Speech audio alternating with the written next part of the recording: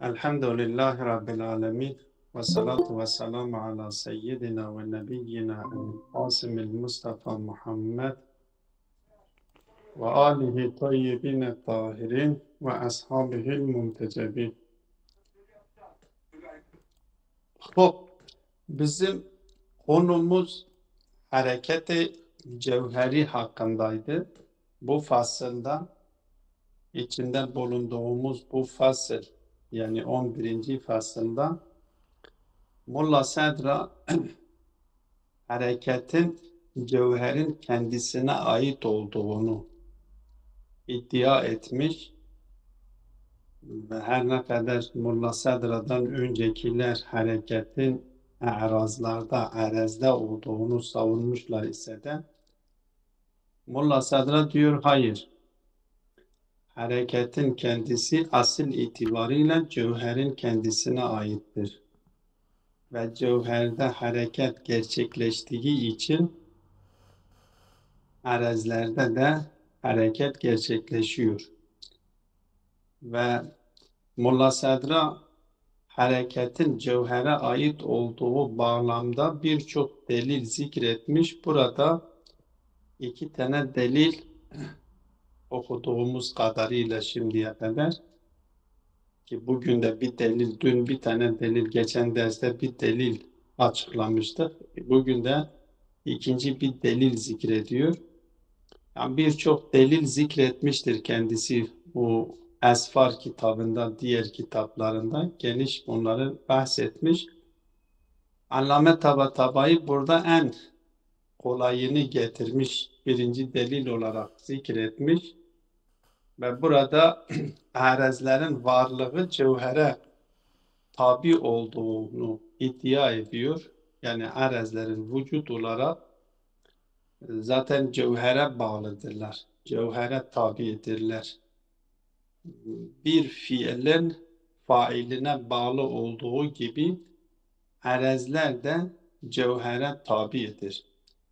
Dolayısıyla hareketin kendisi cevherdedir ve cevherde gerçekleşen hareket arezlerde de gerçekleşiyor bir tebe olarak. Bu getirmiş olduğu delile 3 tane itiraz, işgal yapılmıştı. Bu 3 tane işgalden 2 tanesini okuduk. Bugün 3. işgali okuyup cevap vermeye çalışıyoruz. Bu 3. işgal şöyledir. Diyor ki siz bu hareketin illeti olması gerekir. İlleti karib, yakın illet olması lazımdır. Ve bu yakın illetinin de illa suret olduğunu, suret-i nev'iye, madde de değildir, suret-i cismiye de değildir, suret-i nev'iye olduğunu söylüyorsunuz. Biz suret-i nev'iye dışında bunu başka illetlere de nispetlendirebiliyoruz. Farz edelim burada biz 3 tane hareket tasavvur edebiliriz. 3 tür hareket tasavvur edebiliriz. Bir hareket hareketi tabiiyedir. Bir de hareketi kasriyedir. Bir de hareketi nefsaniyedir. Yani biz 3 çeşit hareket tasavvur edebiliriz. Hem hareketi tabiiyedeki o hareketi cevhere değil de cevher dışında başka unsurlara nispetlendirebiliriz. Kasriyede de öyledir, nefsaniyede de öyledir.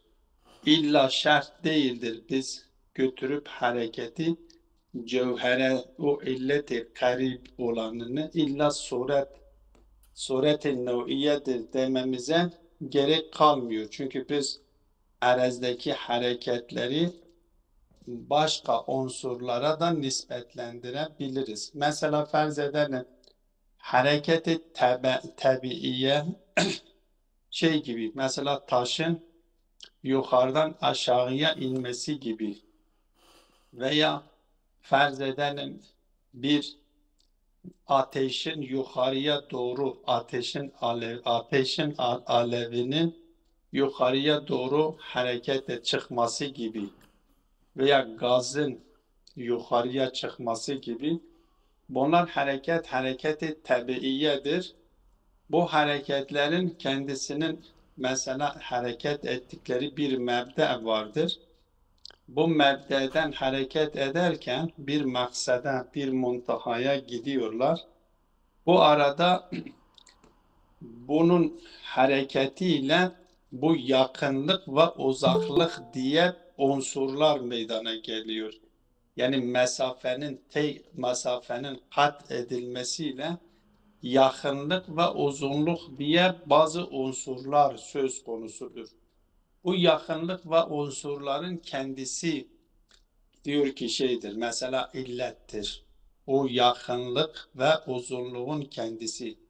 Ya mesela farz edelim hareket-i nefsaniyede biz elimizi hareket ediyoruz, kolumuzu hareket ediyoruz. Burada da bu hareketi o irade-i cüz'iyeye nispetlendiriyoruz. İrade-i cüz'iye de bir nevi keyftir, cevher değildir, keyftir, o da arezdir. Yani illa götürüp o şeye dayandırmaya gerek yoktur. Suret-i nev'iyeye, cevhere dayandırmaya gerek yoktur. Biz o irade-i cüz'iyeye nispetlendiriyoruz. Ve aynı şekilde hareketi kasriyede de, mesela hareketi kasri nedir? Diyelim ki ben bir taş alıyorum, yukarıya doğru atıyorum. Bunun arkasındaki benim o güç, oradaki şekillenmiş olan güç, orada da taşın yukarıya doğru bir mesafe kat ediyor. Orada da korb ve bu'd diye bir mefhumlar söz konusu oluyor. O korb ve bu'dlere o hareketi nispetlendiriyoruz. Yani yakınlaştırıyor, yakınlaştırıcı ya uzaklaştırıcı şeklinde bunu biz bu şekilde değerlendirebiliriz. Hareket-i cevheriyeyi kabul etmeyenler gelip bu arezdeki hareketleri bu şekilde, yani bir şekilde cevhere değil de yine arezlerin kendilerinden kaynaklandığını ispatlamaya çalışıyorlar. Bir şekilde o hareket-i cevheriyeyi kabul etmemek için. Ama Molla Sadra buna cevap veriyor. Tamam, diyor ki siz burada farz ettiğiniz o unsurlar cevher dışında illeti karib olarak farz ettiğiniz unsurlar, isim ne olursa olsun, ister kurb bu'd deyin, ister irade-i cüz'iye deyin, ister ne diyorsanız deyin ona. Onların kendisi arez midir, değil midir? Onların kendileri de arezdir. Onların kendisinde de hareket söz konusu mudur, değildir? Onlarda da hareket söz konusu. Bir şekilde onların hareketi bir şekilde şeye dayandırılması gerekiyor. Cevhere dayandırılması gerekiyor. Niye? Çünkü arezin vücudu cevhere tabidir. Eğer siz bunları cevher kabul etmezseniz bu farz ettiğiniz ya kabul ettiğiniz unsurlar eğer ya cevher olduklarını kabul edeceksiniz, eğer cevher olarak kabul ederseniz zaten bizim metlubumuz ispatlanmış oluyor. Yok, eğer arez olarak kabul ederseniz onların vücudu da cevhere dayalıdır ve onların hareketleri de onlardan kaynaklanmıyor. Oradaki hareketi de bir şekilde cevhere dayandırılması gerektiğini Molla Sadra savunuyor ve bu şekilde onlara cevap veriyor. Bu işgali cevabı okuyalım, ondan sonra diğer delile, ikinci delile geçelim. Diyor ve avrede aleyhi eyden, Molla Sadra'nın hareket-i cevheriye için getirmiş olduğu delillere yapılmış işgallerden bir tanesi de, üçüncüsü de şudur. Ennel kavme, oradaki kavmden maksat zaten hareket-i cevheriyeyi kabul etmeyen filozoflardır. Ennel kavme sahhahu irtibata hadihil a'radil müteceddideti ilel mebde'i thabiti min tabiatin ve gayriha binahvin ahar. Diyor ki bunlar bu arazları ne yapmışlar? Bu müteceddit olan, bu müteharrik olan, mütegayyir olan arazileri başka bir mebde, sabit olan başka bir mebdeye dayandırıyorlar. O sabit olan mebdeler min tabiatin ve gayriha. Tabiat olabilir ve tabiat dışı olabilir ki hareket-i tabiiyede ya hareket-i kasriyede bunlar farz ediliyor. Ki bu sahhahu irtibata hadihil a'radil müteceddideti bin nahvin ahar. Başka bir şekilde. Bu da nedir? Ve huve enne tegayyüren lahikun laha min harici. Bu arazilerdeki tegayyür dışarıdan bir şey geliyor. Onu ne yapıyor? Onu gerçekleştiriyor. Keteceddüdü meratibi korb ve bu'd minel gayetil matlubeti fil harekati tabiiyeti. Tabii hareketleri dikkate aldığımız zaman bu tabii hareketlerde bir gayet söz konusudur. Matlub olan bir gayet söz konusudur. Çünkü tabii hareketlerde bir mebde söz konusuysa bir gayeye doğru bu hareket ediyor. Mesela diyelim ki taşın yukarıdan aşağıya düşmesi gibi hareketi tabiidir. Yahut da mesela farz edelim bir gaz, hava yukarıya doğru çıkıyor. Şimdi bu hareket taş yukarıdan düşüyorsa tabii olarak yere varıncaya kadar o hareket ediyor. Onun matlub olan gayesi matlub olan gayesi o yere varıncaya kadardır. Burada mertebeler söz konusudur. Bu gayesinden uzak olduğu sürece bu'd, kendisi bu'd unsuru söz konusudur. Ve gayesine yaklaştığı oranda da kurb, kendisi için söz konusudur. Bu mertebeler söz konusu. Bu mertebelerin söz konusu olmasıyla diyor ki aslında buradaki hareket o mertebelerinden kaynaklanan bir durumdur. Yani korp dediğimiz bu şeklinde isimlendirdiğimiz mertebeden kaynaklanıyor. O mertebelere biz bu hareketi dayandırıyoruz. Dolayısıyla bu korp ve bod dışarıdandır. Sanki sabit bir şeydir diyor. O hareketi oraya dayandırıyoruz. وكتجدد أحوال أخرى في الحركات القسرية التي على خلاف الطبيعة yahut da teceddüdü ki mesela diyelim ki harekat-ı kasriyede gerçekleşiyor. O harekat-ı kasriyede de gerçekleşen orada da bazı haletler söz konusudur. Orada da kendisi taş almış yukarıya doğru almış. Taşın yukarıya doğru hareket etmesi gibi bu hilaf-ı tabiattır. Tabiat dışı bir harekettir. Tabiata zıt bir harekettir. Ama bu hareketi de gerçekleştiren mesela farz edelim o atan kişi atıyor. Oradaki o güç onu ne yapıyor? O güç onu harekete geçiriyor.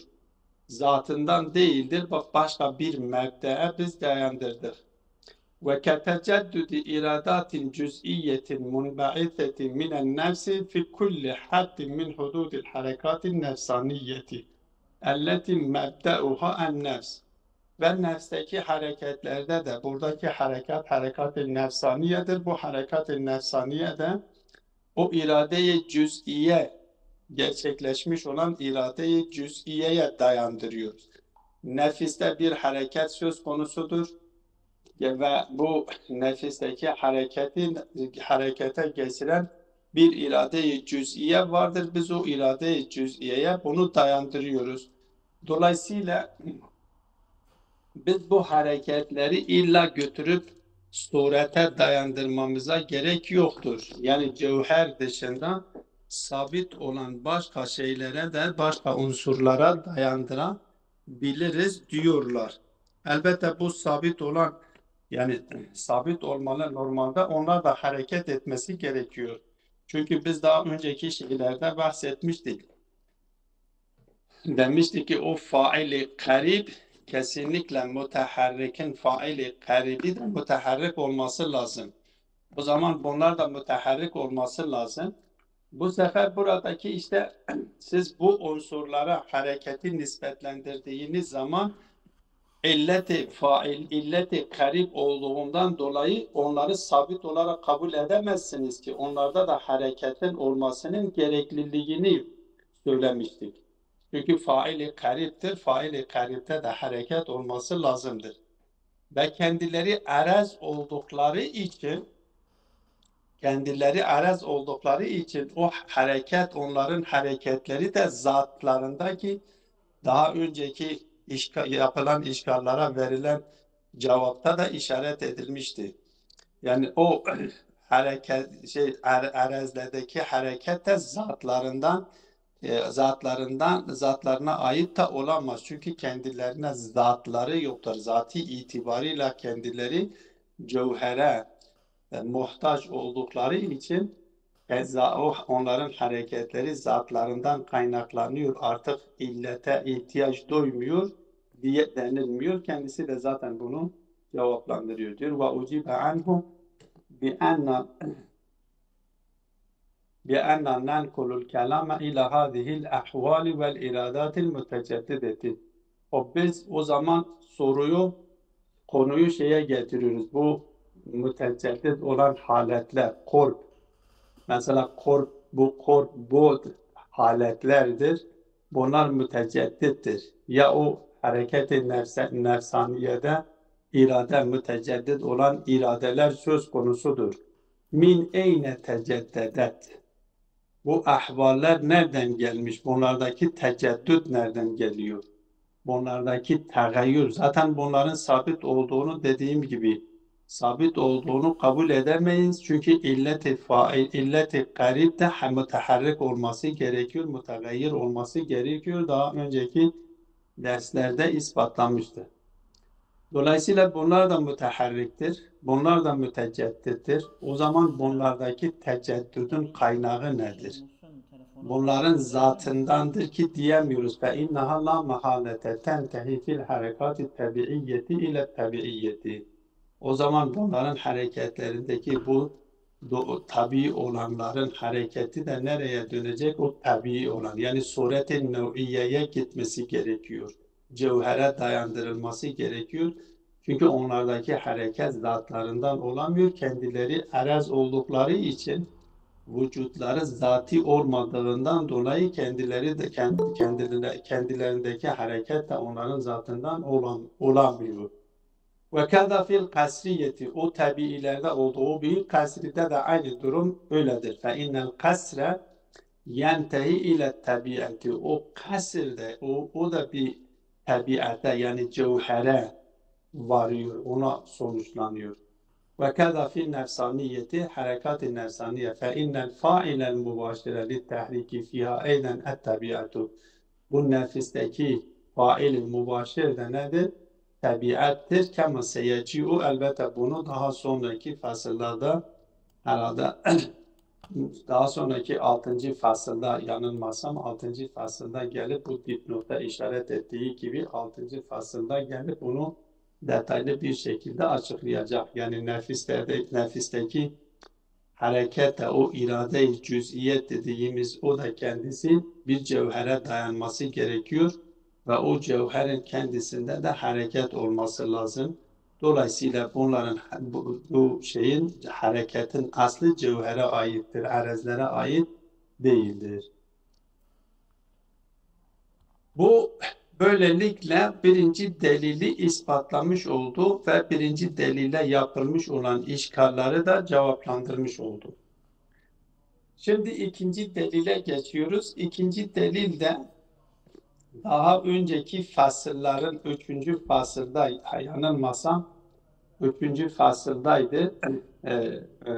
3. merhalenin 3. fasılda biz orada vücudu kısımlandırmıştık. Vücudun fi nefsihi, vücudun fi gayrihi ve vücudun fi nefsihi ikiye ayırmıştık. Vücudun fi nefsihi li gayri li nefsihi ve vücudun fi nefsihi li gayrihi. Orada şunu ispatlamıştı. Bunu demişti ki aslında cevherin vücuduyla arezin vücudu ile diyelim daha şeydir. Arezin vücudu cevherin vücudundan ayrı bir vücudu yoktur. Cevherin vücudu vücudun li gayrihidir. Yani cevher içindir. Doğrudur, biz iki tane mefhum intizah ediyoruz. Ama dışarıdaki vücut bir hakikattir. O cevher arez dediğimiz şeyler ise o bir tane hakikatin farklı tezahürleridir. Farklı tecellileridir. Dışarıda iki tane vücut, birisi arez ve birisi cevher, birbirinden ayrı iki tane vücut söz konusu değildir. Doğrudur, mefhum olarak biz bunları iki tane mefhum olarak tasavvur edebiliyoruz. Birbirinden ayrı iki tane mefhum. Birisi cevher diyoruz, birisine de arez diyoruz. Ama dışarıda bunlara karşılık verecek birbirinden ayrı iki tane müstakil varlık, vücut söz konusu değildir. Tek bir hakikat söz konusudur. Tek bir vücut söz konusudur. O vücudun arez ya arezler o tek bir vücudun farklı tezahürü ve farklı tecellileridir. Dolayısıyla arezi cevherin mertebelerinden sayıyor. Onun vücudu ondan ayrı değildir ki. Dolayısıyla onlarda madem ki vücudu onlardan ayrı değildir, onların vücudu arezin vücudu cevherin tezahürüdür ve cevherin farklı farklı tecelliyatlarıdır. Madem ki durum öyleyse o zaman hareketin kendisi cevherlere değildir. Arezlerin kendisine aittir. Hatta eğer cevher o arezlere ait olsa dahi o arezlerin hareketi ikinci bir harekettir. Asıl hareket cevhere aittir ve arezlere mutlak anlamda nispetlendirilen hareket aslında o cevhere nispetlendirilen harekettir. O cevherde gerçekleşmiş olan hareket ile o arezlerin kendisi de hareket ediyor mutlak anlamda. Ama burada eğer o arez dediğimiz kemdir, keyiftir, ondan sonra vez'dir, eynedir, yahut da eğer eyneyi biz vez'in bir türü olarak alırsak 3 tane olmuş oluyor. Eğer eyneyi ayrı ayrı alırsak 4 tane, eyneyle vez'i ayrı ayrı alırsak 4 tane olmuş oluyor. Ama her halükarda hareket bir mutlak anlamda arezlerde söz konusuysa o mutlak anlamdaki hareket cevherden kaynaklanıyor. Ama bununla birlikte eğer kemde bir artma söz konusuysa, mesela diyelim kem hacmi büyüyor ya kem olarak farz ettiğimiz şey kalınlaşıyor, hacmi büyüyor, arzı büyüyorsa bunu da ikinci bir hareket olarak farz ediliyor. Ve bunun buradaki büyüme de yine tekrar o hareketi suretteki harekete, suret-i nev'iyede gerçekleşen harekete dayandırıyor. Dolayısıyla buradaki bu delilin özeti budur. Diyor ki aslında arezin vücudu cevherin vücudundan ayrı bir vücut değildir. Arezlerin vücudu cevherin tecelliyatı tezahürüdür. Ya cevherin mertebeleridir. Onun kendisine ait ve onun kendisine ait olan vücudu yine li gayrihidir. Yani li cevherdir. Cevherin vücudu içindir. Dolayısıyla vücut hakikaten o cevherdir. Dolayısıyla eğer hareket gerçekleşiyorsa o cevherde gerçekleşiyor. Bu şekilde delil ispatlıyor ve bu hareketi cevheriyeden birkaç tane sonuç alıyor. O sonuçlara şimdi işaret edeceğiz. Ve yumkinu en yüstedelle alel hareketi fil cevheri bima takaddeme enne vücudel aradi min meratibi vücudil cevheri. Diyor ki mümkündür hareket-i cevheriyeye delil getirilsin ki daha önce üçüncü merhalenin üçüncü faslında açıklandığı gibi. Orada söylediğim gibi şeye işaret ediyor. O vücudun fi nefsihi, vücudun fi gayrihi, vücudun fi nefsihi, li nefsihi ve li gayrihi şeklinde orada açıklama yapmıştı. Orada tespit edilmişti ki arezin vücudu li gayrihidir, li nefsihi değildir. Diyor, orada yapılmış olan açıklamayı dikkate alarak şöyle diyebiliriz ki enne vücudel aradı min meratibi vücudil cevher. Arezlerin vücudu cevherin mertebelerindendir. Ya tezahürlerindendir ya tecellilerindendir. Min haythu kavni vücudihi fi nefsihi aynu vücudihi lil cevheri. Onun vücudun fi nefsihisi ki orada söylemiştik. Vücudun fi nefsihi cevher li nefsihidir. Li gayrihi değildir. Ama arezlerin vücudun fi nefsihi li gayrihidir. Yani lil cevherdir. Cevher için söz konusudur. Fetegayyür madem ki onun vücudu li gayrihidir. Yani li cevherdir. Fetegayyüruhu ve tecedduduhu tegayyürun lil cevheri ve teceddudun lehu. Öyleyse oradaki tegayyür ve oradaki teceddüd, oradaki tebeddül, oradaki hareket cevher içindir. Böylelikle iki delille, elbette her iki delil de birbirine yakındır. Orada arezin şeye tabi olduğunu, bir fiilin faile tabi olduğu gibi arez de müstakil bir varlık değildir. Cevhere bağımlıdır. Bağımlı bir varlık olduğu o bağımlılığı üzerinden ispatladı birinci delili. İkinci delili ise o vücudun li gayrihi üzerinden ki vücudun arezin vücudun fi nefsihisi vücudun li gayrihidir. O vücudun li gayrihi üzerinden netice alıyor. Diyor ki bu arezler cevherin mertebeleridir, cevherin tezahürleridir. Dolayısıyla eğer hareket söz konusuysa cevherin kendisinde söz konusudur. Böylelikle iki delille ispatlamış oldu. Bu hareket-i cevheriyeden birkaç tane, 3 tane sonuç burada zikrediyor. Bu 3 tane sonuç. Birinci sonuç yani alacağın netice şudur. Felsefede genel anlamda filozoflar kön ve fesat diye bir kavramı ortaya atmışlardır ve bu hareketi kövni ve fesadi olup bitme bunu kabul ediyor. Yani bir suret yok oluyor ve yok olmuş olan suretin yerine ikinci bir suret söz konusudur.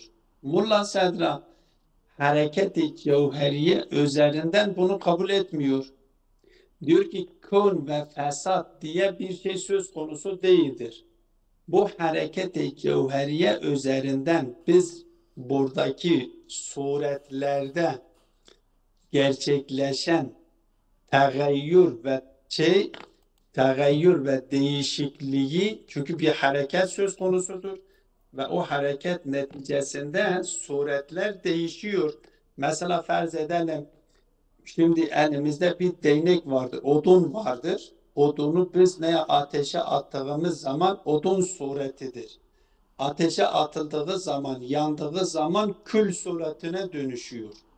Burada diğerleri bunu kön ve fesat bir suret gitmiş, diğer suret onun yerine gelmiştir şeklinde açıklıyor. Mulla Sedra diyor ki öyle bir şey söz konusu değildir.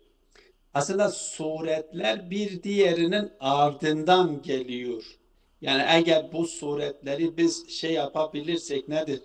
Yani bir benzetim üzerinden açıklarsak şöyle diyebiliriz. Bir insanı düşününüz. bir elbise değiştiriyor. Mesela farz edelim elbise giyiyor. Farklı bir elbise giyiyor. Üzerinde bir elbise vardır. O elbisesini çıkarmadan başka bir elbise üzerine giyiyor ve onun üzerine başka bir elbise giyiyor. Bir değişikliği biz görüyoruz. Ama bu değişiklikte e, o suretin önceki suretin yok olup da ikinci bir suret yerine geçiyor değil. Belki her bir suret bir diğer suret için bir had olarak nitelendiriyor. O suretlerin ardı ardına geldiğini kabul ediyor. Diyor ki öyle önceki suret yok olup sonraki gelip onun yerine geçiyor değil. Belki sonraki suret gelir önceki suretin üstünü kapatıyor. Yoksa önceki sureti yok ediyor anlamında değildir. Suretun ba'de suret şeklinde madde üzerinde gerçekleşmiş olan değişiklikleri suretun ba'de suret şeklinde suretun ba'de suret yani bir suretin başka bir suret üzerine gelmiş şeklinde beyan ediyor. Dolayısıyla hareket bunun da cevherde gerçekleşmiş olan hareketin seyyal ve muttasıl olduğu üzerinden bunu tespit ediyor. Çünkü eğer hareket seyyal ve muttasıl ise o hareket suretin değiştirdiği, eğer suretin yok olduğunu farz edersek o yok olma anında öyleyse suret diye bir şey söz konusu değilse suretin olmamasıyla o madde de söz konusu değildir. Artık o madde söz konusu olmadığı zaman ikinci bir suretin gelmesi de imkansız olmuş oluyor. Dolayısıyla bu ardı ardına gelen suretler hep nedir? Birbirini takip ediyor, merhale şeklinde değerlendiriyor. Bir tanesinin yok olup diğerinin onun yerine geçirecek şeklinde değil diyor. Ve yeteferra'u ala ma tekaddeme evvelen enne suveret tabiiyyetel mutebeddilete suretun ba'de suretin alel maddeti. O madde tabi daha önceden de söylemiştik. Maddenin kendisi hiçbir zaman değişmiyor. Maddenin kendisi sabittir. Sonuna kadar sabittir. Ama o maddenin üzerine gelen suretler bir suret bir suretten sonra geliyor. Bil hakikati suretun cevheriyetun vahidetun seyyaletun. Hakikatte bu suret-i cevheridir, vahittir, seyyaldir, tecri alel maddeti madde üzerinde gerçekleşiyor. Yani kul fesat şeklinde değildir.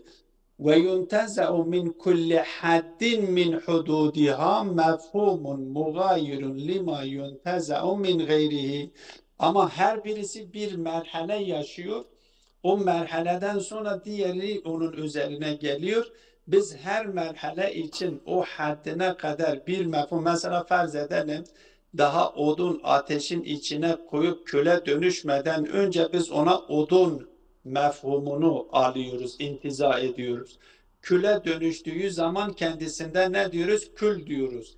Yahut da farz edelim biz o daha önceki örnekler üzerinde hareketi teşdidi şeklinde ya alırsak mesela diyelim ki toprak ota dönüşüyor, ot nutfeye dönüşüyor, nutfe alakaya dönüşüyor.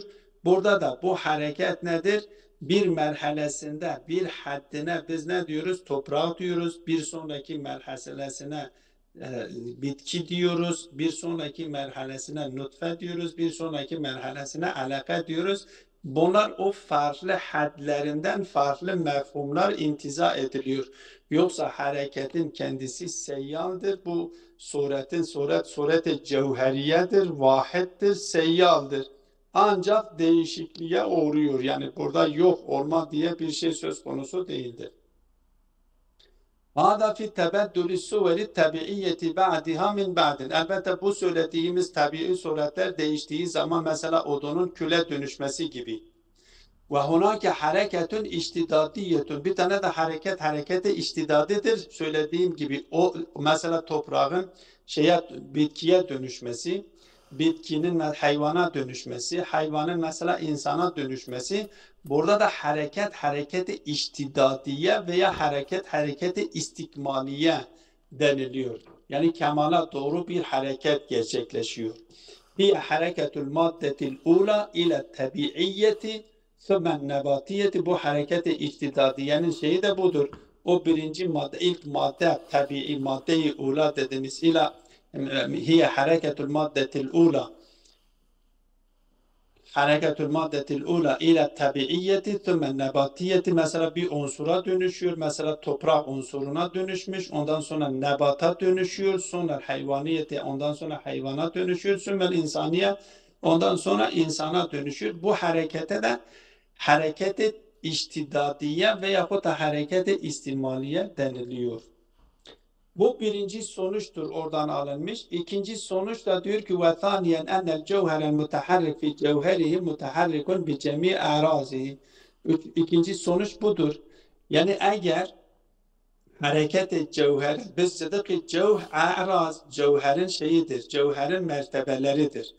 Doğal olarak eğer araz cevherin mertebeleridirlerse, o cevherdeki gerçekleşmiş olan hareket o arazların hepsinde de gerçekleşmiş oluyor. Ennel cevherel mutaharrike fi cevherihi mutaharrikun bi cemi arazihi, arazların tamamıyla hareket ediyor.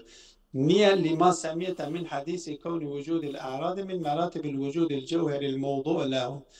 Biz dedik ki cevher bu araz için mevzudur ve bu arazlar da o cevherin mertebelerindendir. Dolayısıyla eğer bir hareket cevherde gerçekleşiyorsa arazların tamamında gerçekleşiyor. Çünkü arazların tamamı o cevherin mertebelerindendir. Bir mertebede gerçekleşiyor, bir diğer mertebede gerçekleşmiyor diye bir şey söz konusu değildir. Buradan da bir sonuç alıyor. Ve lâdimu zâlike kavnul hareketil cevheri fil makulatil erbe ev thelâs min kabil hareketi fil hareke. Öyleyse bu o nokta işaret ettiğim, daha yukarıda işaret ettiğim noktaya işaret ediyor. Bu da şudur. İki tane hareket vardır. Arazilerde iki tane hareket vardır. Bir tane hareket, mutlak hareket arazilere nispetlendiriyor ve arazilere mutlak nispetlendirilen hareket mevzuundan kaynaklanan harekettir. O mevzuda hareket gerçekleştiği için mutlak anlamda arazilerde de gerçekleşiyor. Bu harekete hareket-i ula deniliyor. Ama eğer burada o kem de fazlalaşıyorsa ayrıyeten, ya eyn değişiyorsa, ya vezn değişiyorsa, ya keyf değişiyorsa, ayrıyeten oradaki hareketler gerçekleşiyorsa, işte o hareketun fil hareket deniliyor. İkinci bir harekettir. Ve lazimu zalike kavnul hareketil cevheri fil mekulatil erba'i. O dört tane mekulata, yaz üç tane mekulat, üç tane demesinin sebebi de o eyndeki hareket, eyni bir şekilde demişti ki vez'in türlerinden bir tür olduğu içindir.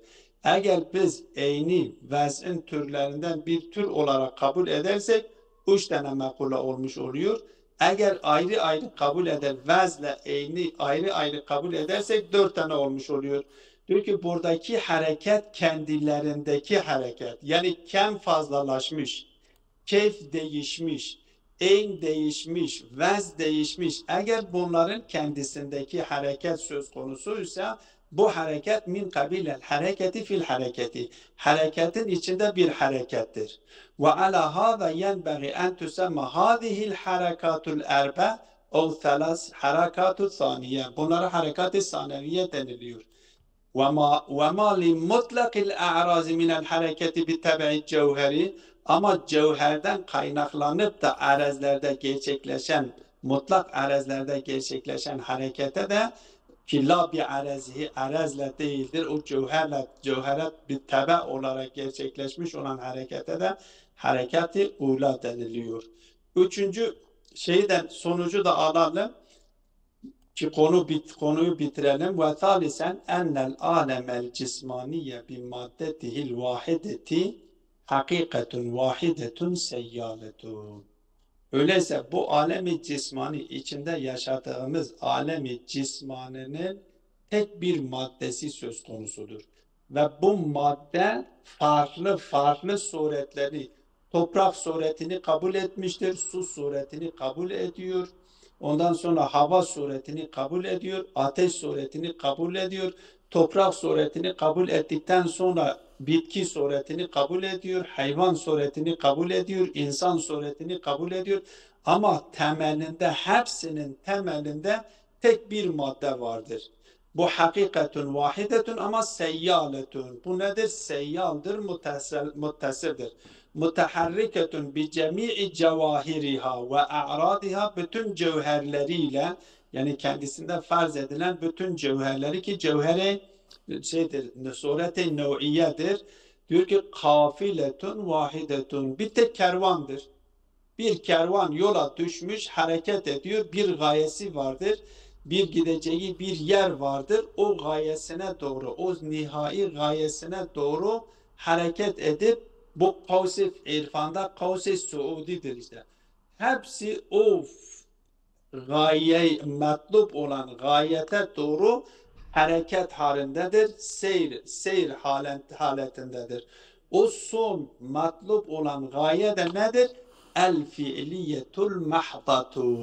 Yani mutlak anlamda fiiliyettir. Yani hiçbir şekilde noksanlık barındırmayan, eksiklik barındırmayan, yokluğu barındırmayan, mutlak sırful vücut dediğimiz varlıktır ki Zat-ı Bari Teala'dır. Dolayısıyla cismani alemdeki olan bütün varlıkların temelinde bir madde vardır ve bu madde farklı farklı suretleri alarak bir hareket halindedir. Bir kafile gibi, bir kervan gibi asıl hedefine doğru seyir haletindedir. Ve sallallahu ala Muhammedin ve alihi tayyibine tahir.